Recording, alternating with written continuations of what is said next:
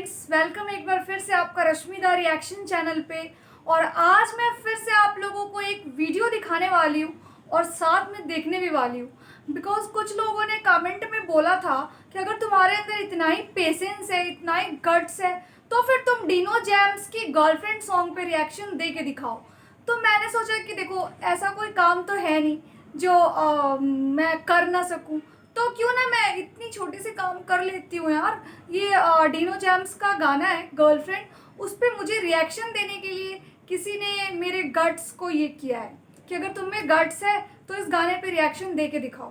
तो मैं इस गाने पे रिएक्शन देने वाली हूँ और मैं देखने वाली हूँ। अभी तक मैंने ये गाना सुना नहीं है और अब मैं ये गाना सुनने वाली हूँ आप लोगों के साथ। तो आइए इस गाने को साथ में देखते हैं।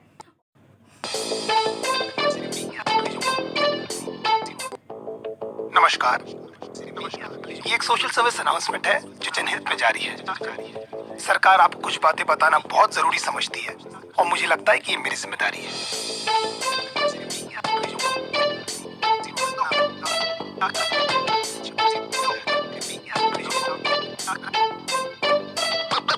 देखो, बेसिकली आजकल की गर्लफ्रेंड नमक तबाही की कहानी है। इसमें कैसे प्यार से लौड़े लगते हैं, बस इतनी सी बात आपको बतानी।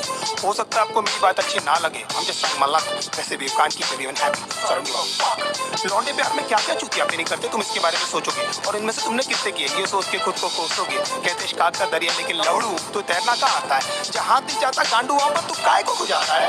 आजकल के रिलेशंस कितने झाटू और दो पौड़ी के हैं। हमारे अंदर के सारे घाव उस पार की लौड़ी के हैं। उड़ता हुआ तीर हमको अपनी गांड में लेने का बहुत शौक है, क्योंकि पहले दिन से हमको पता रहता है बाबा की पिक्चर अपनी फ्लॉप है। तुम्हारे जैसे चूती आशिक की घुमा चुकी हजार, ये सारी मतलब की मशीन है, इनको किसी से नहीं हो सकता प्यार।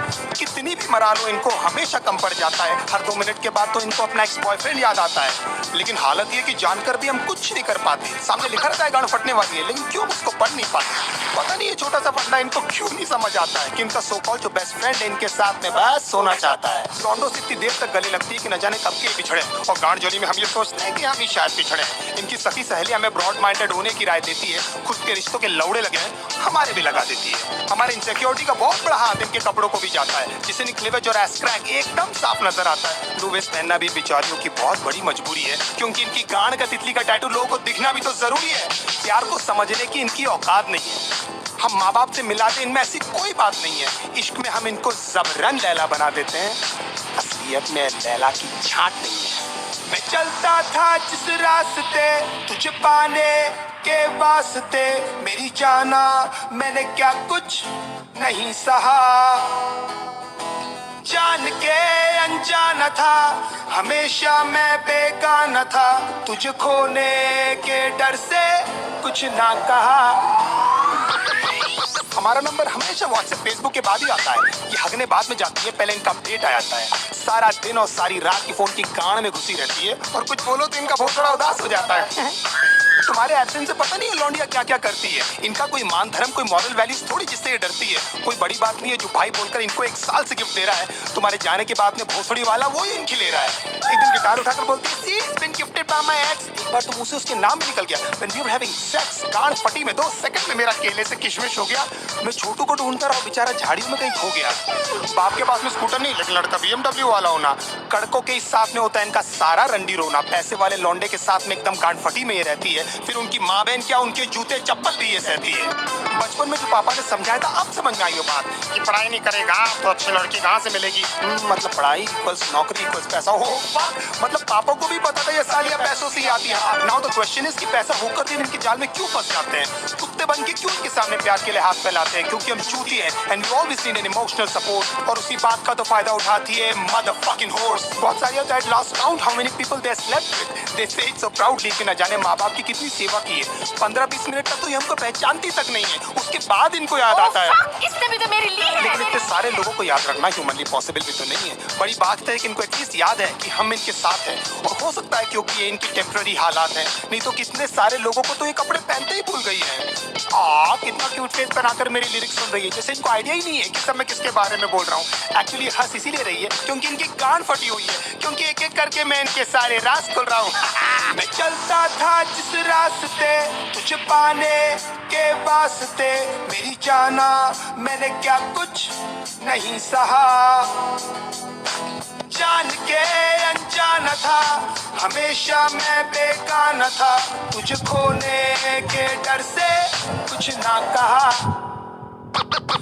दूसरे डूड के एग्जाम्पल लेकर हमेशा हमारी गांड जलाती है। You know my friend Sunny? Oh my God, एकदम संजय दत्त दिखता है। अगर इनकी चूत जैसी शक्ल से हमें प्यार नहीं हुआ होता ना, तो हम बताते कि ये सुनकर हमको कैसा लगता है।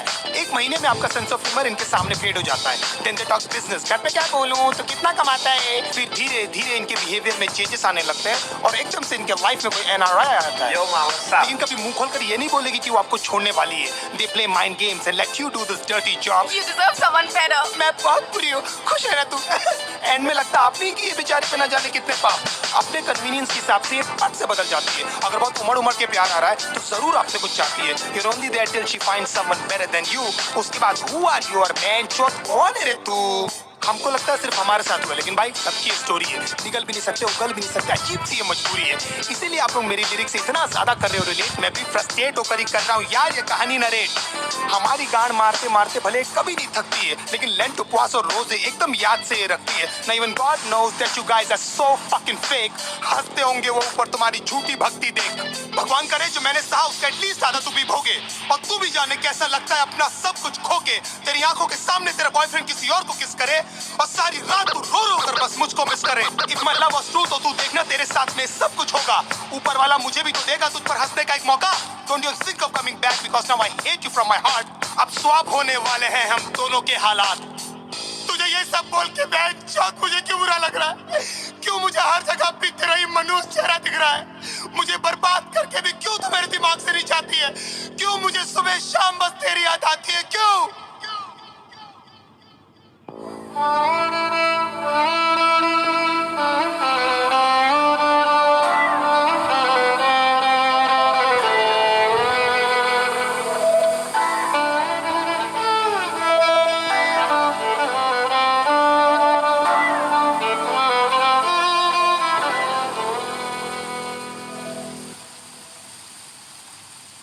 रातें मेरी बातें तेरी, सारी मुलाकातें तेरी, जाने कैसे तुझको मैं बताऊं, कैसे भुलाऊं तुझे, दिल से मिटाऊं तुझे, कैसे दिल की आग बुझाऊं।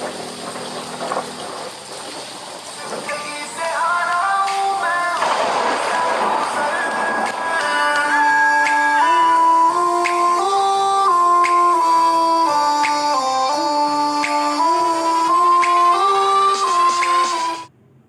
मुझे लिरिक्स में तो कुछ खास दम नहीं लगा, बट ये कह सकती हूँ कि I think so Dino James के हार्ट को किसी लड़की ने बहुत गंदी तरह तोड़ दिया है, बहुत गंदी तरह दिल तोड़ा गया है। तभी वो इंसान इतना ज़्यादा फ्रस्ट्रेट हो रखा है अपनी ज़िंदगी से, जो भी लड़की तोड़ के गई है उसके दिल को, उससे इतना ज़्यादा फ्रस्ट्रेट हो रखा है। वो आपको फ्रस्ट्रेशन निकाला है उस इंसान ने इस गाने को गा के। तो इसका मतलब यही है कि वो काफ़ी ज़्यादा फ्रस्ट्रेट हुआ पड़ा था, जिस फ्रस्ट्रेशन को उसने इस गाने पे निकाला है। और एक लड़की की वजह से उसने सारी लड़कियों पे गाना बना दिया, बट ये गलत है। हर लड़की एक जैसी नहीं होती है।